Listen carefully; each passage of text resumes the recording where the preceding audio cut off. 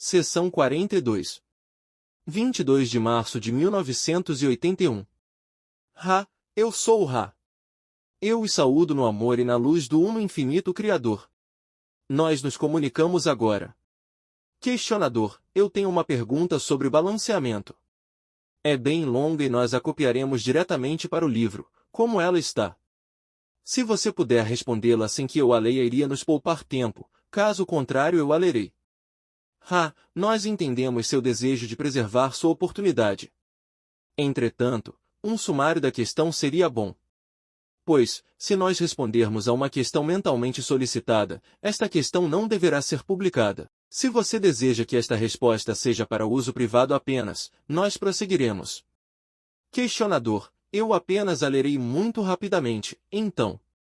Eu farei uma declaração e pedirei para você comentar sobre seu grau de acuidade. Eu estou presumindo que a entidade balanceada não seria influenciada na direção de emoções positivas nem negativas por qualquer situação que ela possa confrontar.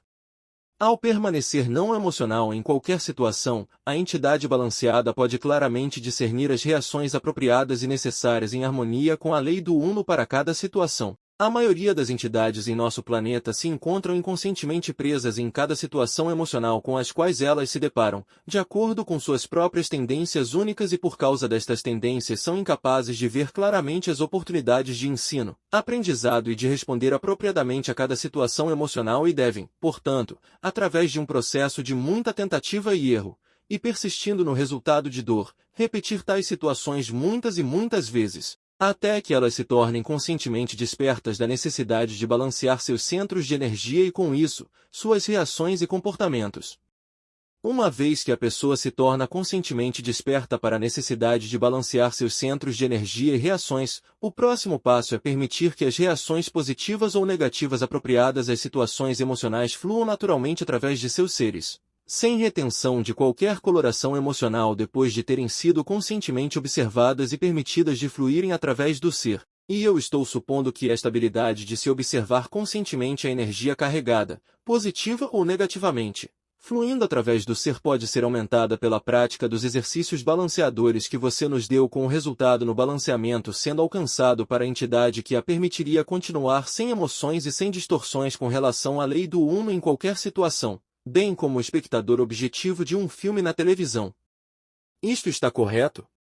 Ra, esta é uma aplicação incorreta do balanceamento sobre o qual nós discutimos. O exercício de, primeiramente, experimentar sentimentos e então, conscientemente descobrir suas antíteses dentro do ser, tem como objetivo não o fluxo suave de sentimentos, tanto positivos quanto negativos, enquanto se permanece livre de influências, mas em vez disso, o objetivo de se tornar livre de influências.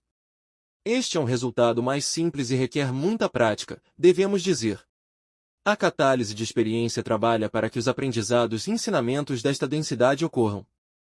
Entretanto, se é vista no ser uma reação, mesmo se for simplesmente observada, a entidade ainda está usando a catálise para aprendizado e ensinamento. O resultado final é que a catálise não é mais necessária. Assim, esta densidade não é mais necessária. Isto não é indiferença ou objetividade, mas compaixão e amor bem sintonizados, que veem todas as coisas como amor. Este ponto de vista não obtém reações emocionais devido a reações catalíticas. Assim, a entidade é agora capaz de se tornar co-criadora de ocorrências experienciais. Este é o balanceamento mais verdadeiro. Questionador, eu tentarei fazer uma analogia. Se um animal, digamos um touro em um curral, te ataca porque você entrou em seu curral, você sai rapidamente dali, mas você não o culpa. Ou você não tem muita reação emocional além da reação de medo que ele possa te machucar. Entretanto, se você encontrar outro selfie em seu território e ele o atacar, sua reação pode ter uma natureza mais emocional, criando respostas físicas corpóreas. Estou correto ao presumir que quando sua reação ao animal e ao outro selfie, vendo ambos como o Criador e amando ambos, e entendendo que suas ações ao atacarem você são as ações de seus livres arbítrios, então você terá se balanceado corretamente nessa área? Isto está correto? Ra, isto está basicamente correto.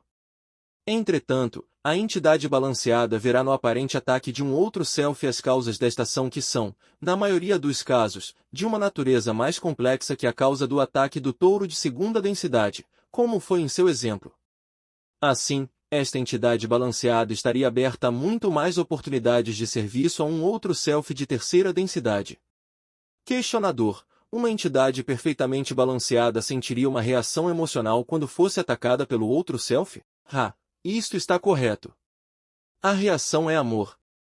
Questionador: na ilusão que nós agora experienciamos é difícil manter essa reação, especialmente se o ataque da entidade resulta em dor física, mas eu suponho que esta reação deva ser mantida mesmo através da perda da vida física ou dor extrema.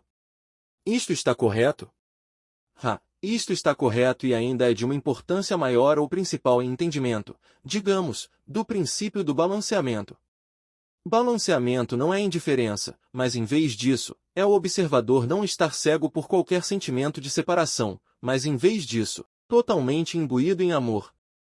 Questionador: na última sessão, você fez a declaração de que nós, que somos gastamos muito tempo e espaço na quinta densidade balanceando a intensa compaixão ganha em quarta densidade. Você poderia expandir sobre este conceito com relação ao que nós acabamos de discutir? A quarta densidade, como nós dissemos, é abundante em compaixão. Esta compaixão é tolice quando vista através dos olhos da sabedoria. É a salvação da terceira densidade, mas cria uma incompatibilidade no balanceamento máximo da entidade. Assim, nós, como um complexo de memória social de quarta densidade, tivemos a tendência na direção da compaixão até o martírio no auxílio a outros selves. Quando a colheita de quinta densidade foi alcançada, nós vimos que neste nível vibratório falhas poderiam ser vistas na eficácia de tal compaixão invariável. Nós gastamos muito tempo e espaço em contemplação daqueles caminhos do Criador que imbuem o amor em sabedoria. Questionador: eu gostaria de tentar fazer uma analogia para isto em terceira densidade. Muitas entidades aqui sentem grande compaixão no sentido de aliviar os problemas físicos de outros selfs de terceira densidade, auxiliando-os de diversas maneiras, trazendo-lhes comida se houver fome, como há atualmente em nações africanas, trazendo-lhes remédio se acreditam ser necessário auxílio médico e sendo altruístas em todos esses serviços a uma extensão muito grande. Isto é criar uma polarização ou uma vibração que está em harmonia com o raio verde ou de quarta densidade. Entretanto, não é balanceada com o entendimento da quinta densidade de que estas entidades estão experimentando catálise e um auxílio mais balanceado com suas necessidades seria provê-las com o aprendizado necessário para elas alcançarem o estado de percepção da quarta densidade do que auxiliar em suas necessidades físicas imediatas. Isto está correto? Isto está incorreto. Há um complexo mente-corpo e espírito que está morrendo de fome, a reação apropriada é a alimentação do corpo. Você pode extrapolar a partir disso. Em outro sentido, entretanto, você está correto em sua suposição de que a reação do raio verde não é tão refinada quanto aquela que foi imbuída em sabedoria. Esta sabedoria habilita a entidade a apreciar suas contribuições à consciência planetária pela qualidade de seu ser, sem referência à atividade ou ao comportamento que espera resultados sobre planos visíveis. Questionador: então, por que nós temos o problema da fome extrema, generalizada, na região da África nesse momento? Tem alguma razão metafísica para isso ou é puramente uma ocorrência randômica? Sua suposição prévia estava correta com relação à ação catalítica da fome e da doença. Entretanto, está dentro do livre-arbítrio de uma entidade reagir a esta aflição de outros selfs e o oferecimento dos alimentos e substâncias necessitadas é uma reação apropriada dentro da estrutura de seus aprendizados e ensinamentos neste momento, que envolvem o serviço e o sentimento de amor crescente por outros selfs. Questionador: qual é a diferença, em termos de ativação de centros de energia, entre uma pessoa que reprime reações carregadas emocionalmente diante de situações carregadas emocionalmente e a pessoa que está balanceada e, portanto, verdadeiramente sem influências de situações carregadas emocionalmente? Esta questão contém uma suposição incorreta. Para a entidade verdadeiramente balanceada, nenhuma situação estaria carregada emocionalmente. Com este entendimento, nós podemos dizer o seguinte: A repressão de emoções despolariza a entidade até certo ponto, já que ela escolhe, então, não usar a ação catalítica do espaço-tempo presente de maneira espontânea, escurecendo assim os centros de energia. Existe, entretanto, alguma polarização na direção positiva se a causa dessa repressão é consideração por outros selves. A entidade que já trabalhou o suficiente com o catalisador para ser capaz de sentir a catálise, mas não acha necessário expressar reações, não está balanceada ainda, mas não sofre despolarização devido à transparência de seu contínuo experimental. Assim, o aumento gradual da habilidade de se observar sua reação e conhecer o self trará o self sempre mais próximo a um verdadeiro equilíbrio. Paciência é requerida e sugerida, pois a catálise é intensa em seu plano e seu uso deve ser apreciado ao longo de um período de aprendizado e ensinamento consistente. Questionador: como uma pessoa pode saber quando ela estará livre de influências de uma situação carregada emocionalmente, se ela está reprimindo o fluxo de emoções ou se ela está balanceada e verdadeiramente livre de influências? Nós já falamos sobre esse ponto. Portanto, nós iremos brevemente terar que, para a entidade balanceada, nenhuma situação tem carga emocional, mas é simplesmente uma situação como qualquer outra, no sentido de que a entidade pode ou não observar uma oportunidade de prestar serviço. Quanto mais próxima uma entidade estiver desta atitude, mais próxima esta entidade estará do balanceamento. Você pode notar que não é nossa recomendação que reações à catálise sejam reprimidas ou suprimidas, a não ser que tais reações sejam um tropeço não consoante com a lei do uno para com outro self. É muito, muito melhor permitir que a experiência se expresse, a fim de que a entidade possa, então, fazer uso completo deste catalisador. Questionador: como pode um indivíduo avaliar quais centros de energia em seu ser estão ativados e sem necessidade imediata de mais atenção e quais centros de energia não estão ativados e necessitam de atenção imediata? Os pensamentos de uma entidade, seus sentimentos e emoções, e menos que tudo, seu comportamento, são sinalizadores para o ensino-aprendizado do self pelo self.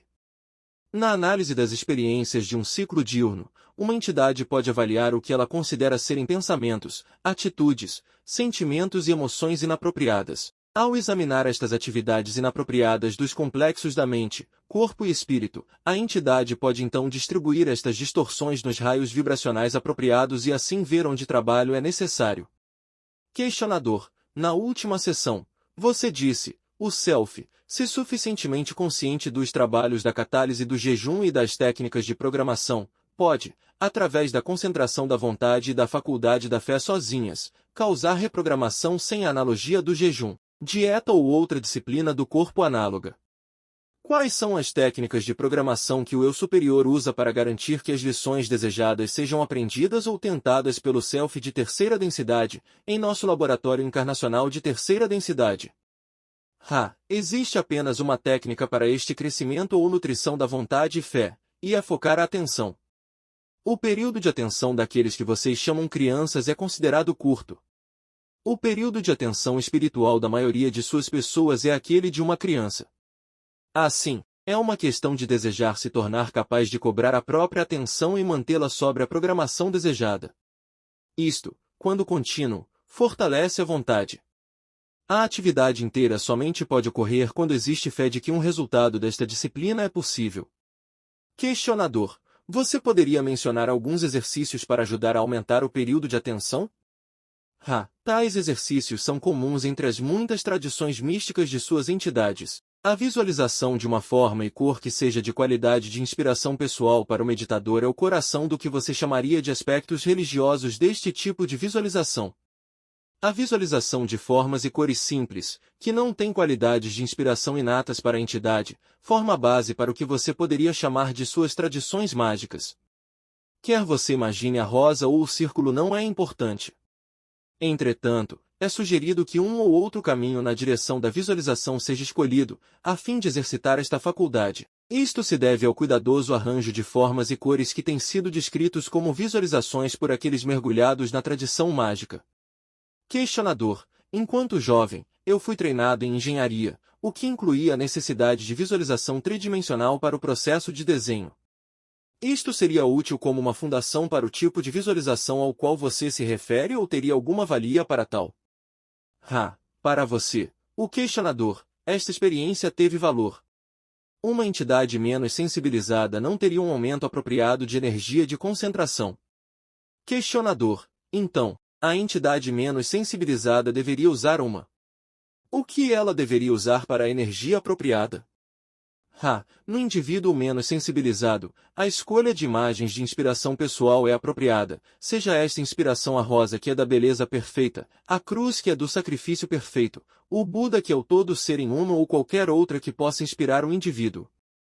Questionador. Eu tive uma experiência em meditação, a qual eu já me referi anteriormente, que foi muito profunda, há aproximadamente 20 anos, um pouco menos. Quais disciplinas seriam mais aplicáveis para recriar esta situação e este tipo de experiência? Sua experiência seria melhor alcançada a partir da postura cerimonial mágica. Entretanto, o andarilho ou adepto deve ter muito mais potencial para este tipo de experiência que, como você inquestionavelmente analisou ser o caso, é de uma natureza arquetípica, uma pertencente às raízes da consciência cósmica. Questionador. Aquilo foi relacionado de alguma forma ao Golden Dawn em cerimonial de magia? O relacionamento foi congruente. Questionador. Então, ao tentar reproduzir esta experiência deveria eu então seguir as práticas da Ordem Golden Dawn ao reproduzir isto? Tentar reproduzir uma experiência iniciatória é se mover, digamos, para trás. Entretanto, a prática desta forma de serviço a outrem é apropriada no seu caso, trabalhando com seus associados. Não é bom para entidades positivamente polarizadas trabalharem isoladamente. As razões para isto são óbvias. Questionador. Então esta experiência foi uma forma de iniciação? Isto está correto? Sim.